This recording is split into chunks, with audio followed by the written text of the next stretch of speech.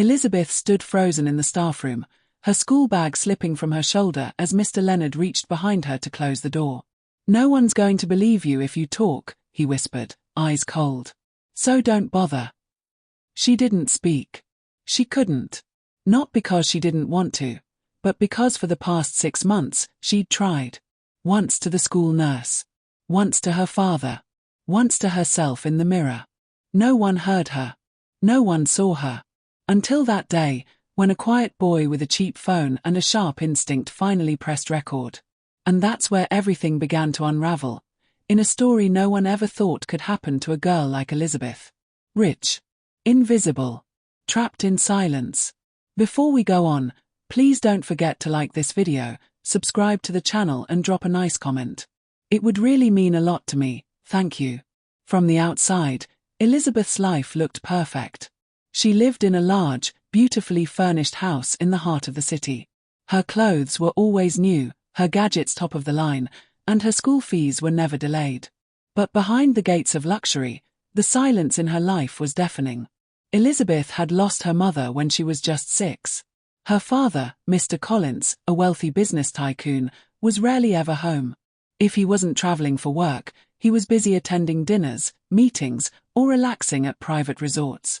He made sure everything Elizabeth needed was provided, except the one thing she truly wanted, his presence. Growing up in a house full of workers but void of family, Elizabeth learned early not to ask questions. Her meals were served by the cook, her clothes washed by the cleaner, and she was driven to school by a chauffeur. Her father would leave early and return late, if he came home at all. He greeted her with a nod and a distracted "hope you're fine," before disappearing behind his office door. By the time Elizabeth turned 13, she had become incredibly withdrawn. She didn't talk much at school and preferred to sit at the back of the class. Her teachers saw her as quiet and obedient, and her classmates just saw her as distant. She had no close friends, no one she confided in, and certainly no adult who noticed the pain she carried around like an invisible backpack. It was during her second year in junior secondary school that she began to draw the attention of one of her teachers, Mr. Leonard. At first, it seemed like he was simply being kind. He smiled at her during class and often called on her to answer questions even when she didn't raise her hand. He would pat her back when she got the answer right and tease her gently when she didn't. Elizabeth didn't know how to react to his attention. It made her uncomfortable, but it was also the first time an adult seemed to notice her. Mr. Leonard began asking her to stay behind after class to go over topics. He gave her compliments about how mature she was, how pretty her eyes looked, and how lucky her future husband would be. At first, she told herself he was just trying to help her, and maybe she was being too sensitive. But the way he looked at her, the way his hand would stay on her shoulder just a little too long, it all started to feel wrong. She tried to bring it up with her father one evening. He had just gotten back from a business trip and was on a phone call when she approached. "Dad, can I talk to you for a moment?" she asked softly. He waved her off. "Later, Elizabeth. I have a call. Go talk to Grace if you need anything." Grace was the housekeeper, and Elizabeth had no interest in talking to someone who barely knew what class she was in. Over the next few weeks, things got worse. Mr. Leonard's extra lessons became more frequent, and he became more persistent. He began to tell her that she was special, that she shouldn't tell anyone about their meetings because people won't understand. He said she was mature enough to keep secrets, and that if she told anyone, they would think she was lying. Worse, he hinted that he could ruin her reputation at school. Elizabeth didn't know what to do. She began to dread going to school. She faked stomach aches and headaches, but the driver still dropped her off every morning and picked her up in the afternoon. At home, her father remained as distant as ever, assuming that the school was taking good care of her. Mr. Leonard continued to manipulate her. He told her that she should be grateful someone was paying attention to her. That she was lucky. He would smile at her in class like nothing was wrong and then whisper disturbing things to her when no one was watching. The anxiety and fear began to eat away at her. She stopped answering questions in class, her grades dropped, and she looked pale and tired all the time. The school assumed she was being lazy or distracted. No one asked why. Then something changed. One day, after school, while she was in the staff office with Mr. Leonard, A classmate named Daniel passed by the open window. Daniel was one of the quiet ones too. He usually kept to himself, but he had a sharp mind and noticed things most people missed.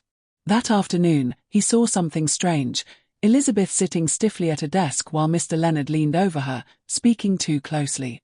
The look on Elizabeth's face wasn't just discomfort, it was fear. Daniel didn't say anything that day. But from then on, he started observing.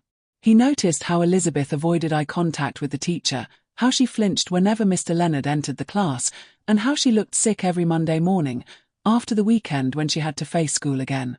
One day, he followed them discreetly and hid near the staff room door. He took out his phone and turned on the voice recorder. He heard enough to know something was terribly wrong. When Mr. Leonard began telling Elizabeth that she belonged to him, that nobody would believe her if she spoke up, Daniel quietly recorded everything. He knew this wasn't just a misunderstanding. He didn't confront Elizabeth right away. He knew she might deny it or panic. Instead, he went to the school counselor and played the recording. Shocked, the counselor immediately escalated the matter to the school authorities. The fallout was swift. Mr. Leonard was questioned the next day and quickly suspended. The police were called in, and Elizabeth was pulled out of class. When she realized what was happening, she broke down in tears, not just out of fear, but relief. For the first time, someone had noticed. Someone had stood up for her. Her father was summoned to the school. When he heard what had been happening right under his nose, something inside him broke. The guilt hit him like a flood. He could barely look his daughter in the eyes. He tried to speak.